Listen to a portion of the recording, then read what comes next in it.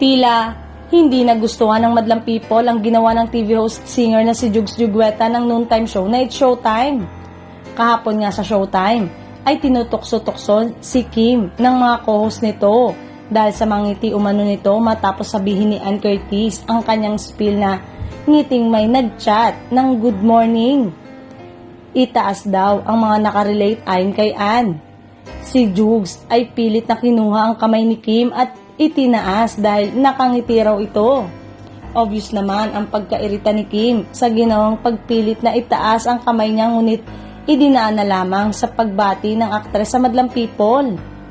Marami ang nabastusan lalo na ang mga fans ng aktres. Ayon sa kanya, ay igalang naman daw ang kanilang idolo sa desisyon nito.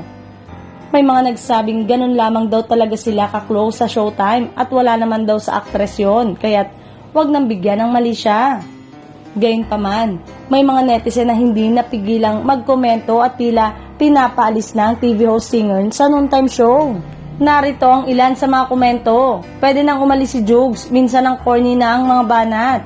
Sana paalisin yan sa Showtime, kakarindi yung pagiging epal, maingay papansin ang boses mo, say pa ng isang netizen. Samantalang wala namang reaksyon si Kim Chiu at si Jugs tungkol sa mga tweet ng ilang mga netizen.